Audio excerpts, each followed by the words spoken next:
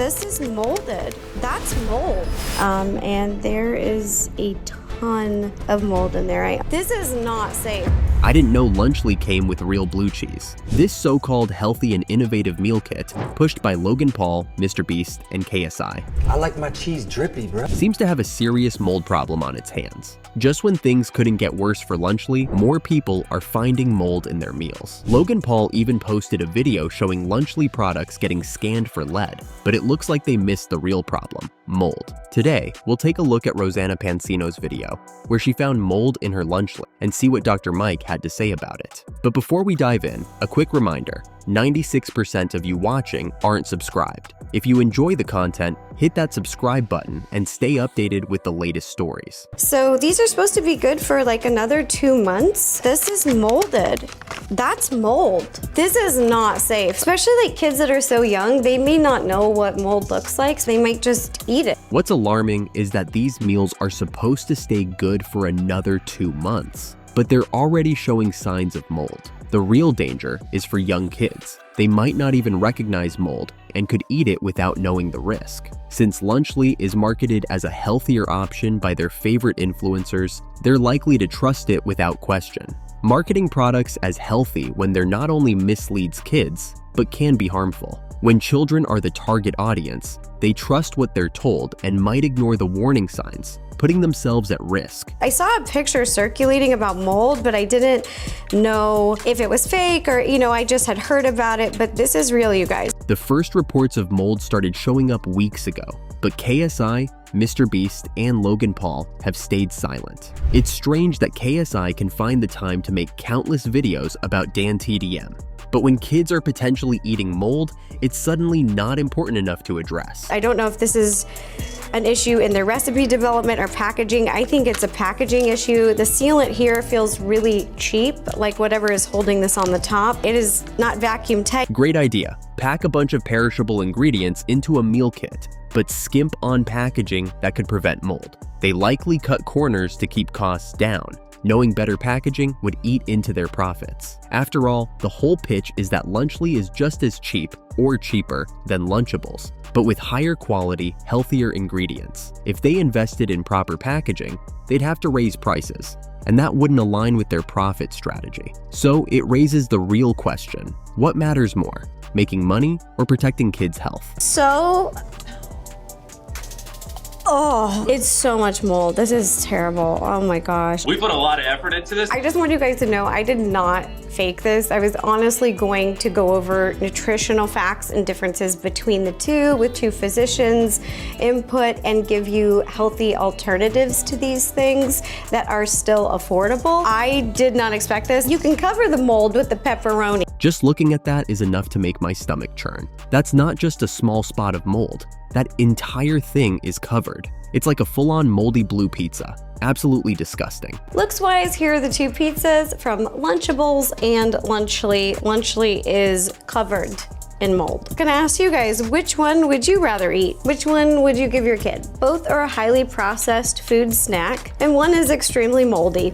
So I'll leave it up to you. Rosanna must have lost it for even putting that pizza together. It's basically a MrBeast pizza at this point. Maybe they were going for the moldy look to match MrBeast's brand colors. The meals look pretty similar. The cheese dip looks a little different, and then this salsa is much thicker and it almost looks like a tomato paste. They look pretty dang similar.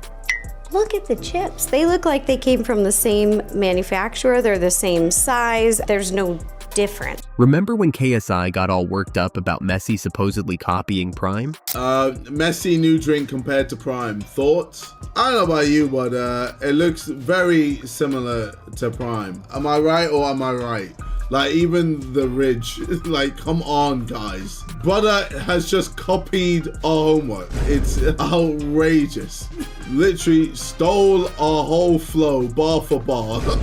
Now, here we are in a similar situation. Looks like we've got some real hypocrites in the building. But also in their packaging. Like, look at this. They're the exact same flavor combos. On the plate, they look the same. Also, I just noticed even with the font of the branding, This L over here, the Lunchly L, it goes underneath the Y. And then look at the Lunchables. It's the same design. I guess Jimmy's used to taking L's. They literally ripped this brand off, just repackaged it, put a few differences in there, and then made another ultra processed piece of crap. Literally stole our whole flow, bar for bar.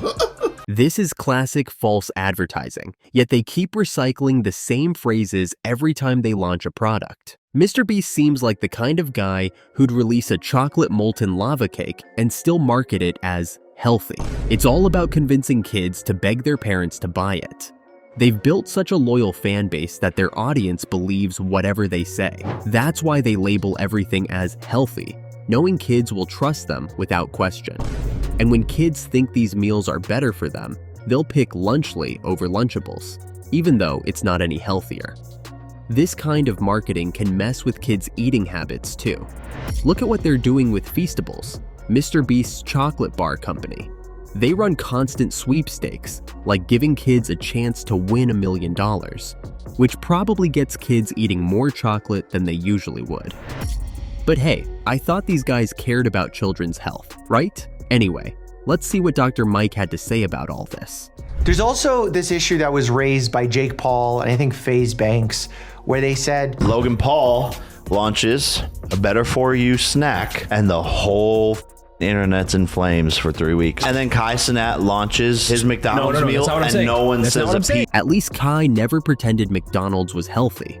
He's promoting something he knows isn't good for you, and he's not trying to pass it off as healthy just to boost sales. That's the key difference here. You don't need to sell everything like it's chicken and broccoli, but let's not act like chocolate is some kind of health food either. Logan Paul, KSI, and MrBeast making Lunchly, and people are very outraged that it's unhealthy. And then other people that are not outraged when there's a McDonald's collab that goes on with K-Sanat, or Ryan Trahan releases Joyride. And I think that those things are not interchangeable. I think if you're making a candy, while yes, overconsumption of candy and added sugar is a problem, I think a candy is not considered a health food.